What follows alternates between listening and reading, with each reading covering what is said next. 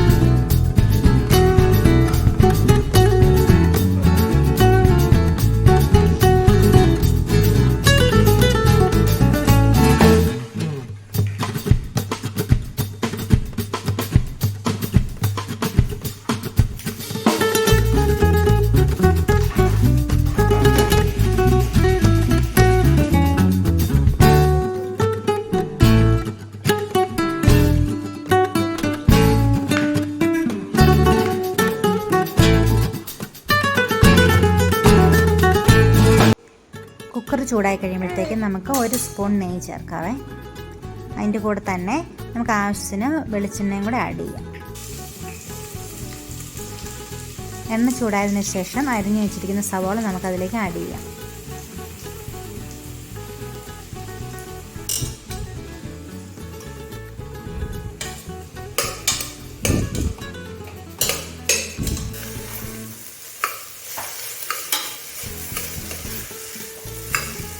സവാള ചെറുതായി വഴണ്ടതിന് ശേഷം നമുക്ക് ഉണ്ടാക്കി വെച്ചിരിക്കുന്ന പേസ്റ്റ് അതിലേക്ക് ചേർത്ത് കൊടുക്കാവേ.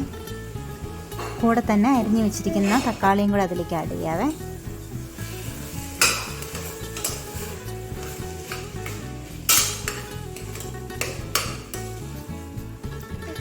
ഇനി നമുക്കതിലേക്ക് മല്ലിയില, പുതിനയില, കറിവേപ്പിലയും കൂടെ ആഡ് ചെയ്യാം.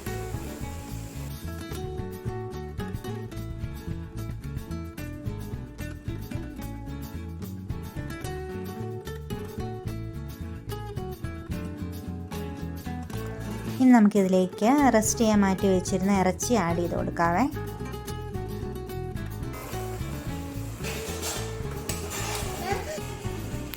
ഇതിലേക്ക് 1 സ്പൂൺ ഗരം മസാല, 1 സ്പൂൺ കുരുമുളക് പൊടി, കുറച്ചും കൂടെ ഉപ്പ് ഞാൻ ചേർത്ത് കൊടുക്കുന്നുണ്ട്.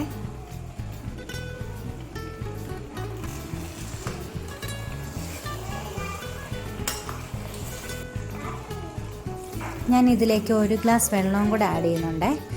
ബീഫ് വേവിക്കുമ്പം വെള്ളം ഇറങ്ങും, എന്നാലും നമ്മുടെ അരി വേവിക്കാൻ വേണ്ടി നമുക്ക് ബീഫിൻ്റെ സ്റ്റോക്ക് ആവശ്യമുണ്ട്. അതുകൊണ്ടാണ് ഞാൻ 1 ഗ്ലാസ് വെള്ളം കൂടെ ആഡ് ചെയ്യുന്നത്. ഇനി ഞാൻ കുക്കർ അടച്ചു വെച്ചിട്ട് ഒരു 5 വിസിൽ അടുപ്പിക്കുന്നുണ്ട്. എനിക്ക് 5 വിസിൽ അടിച്ച ഒരു എയറും കൂടെ പോയി കഴിയുമ്പോഴത്തേക്കും ബീഫ് വേകും.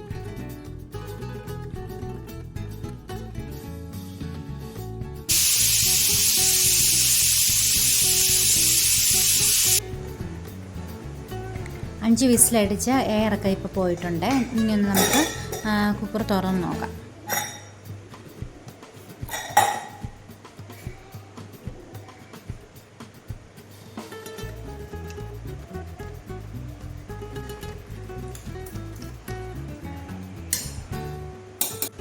ഇനി നമുക്ക് ആ ബീഫ് മാത്രം അങ്ങോട്ട് കോരിയെടുക്കാവേ.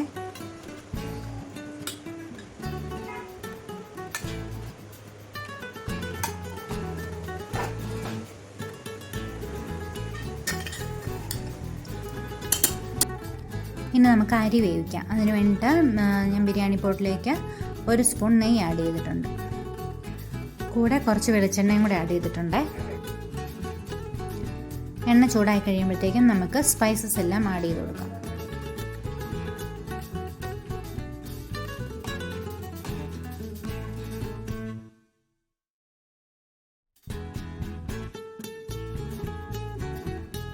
നമ്മൾ നേരത്തെ മാറ്റി വെച്ചിരുന്ന ജിഞ്ചർ ഗാർലിക് പേസ്റ്റ് 1 സ്പൂൺ ഇതിലേക്ക് ആഡ് ചെയ്ത് കൊടുക്കാവേ.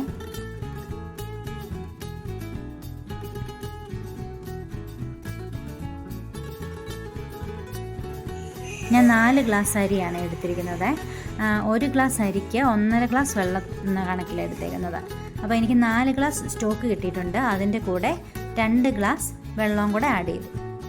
അരിക്ക് ആവശ്യമായിട്ടുള്ള ഉപ്പും കൂടെ ചേർത്ത് കൊടുക്കാവേ.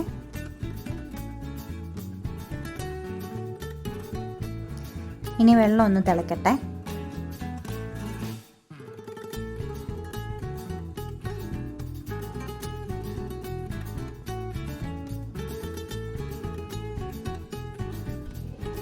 വെള്ളം നന്നായിട്ട് തിളച്ച് ഇനി നമുക്ക് അതിലേക്ക് അരി ആഡ് ചെയ്ത് കൊടുക്കാം.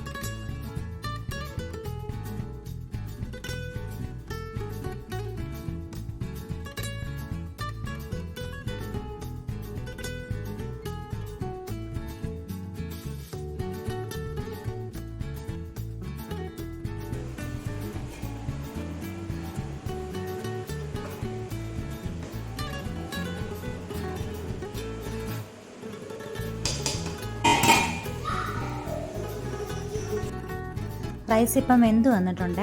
ഇനി നമുക്കിതിലേക്ക് മാറ്റി വെച്ചിരുന്ന ബീഫും കൂടെ ആഡ് ചെയ്ത് കൊടുക്കാം.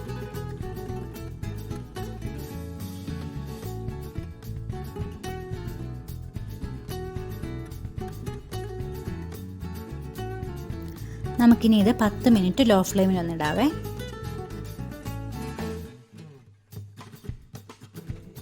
ഇനി ഇത് നമുക്ക് ജസ്റ്റ് ഒന്ന് മിക്സ് ചെയ്ത് കൊടുക്കാവേ.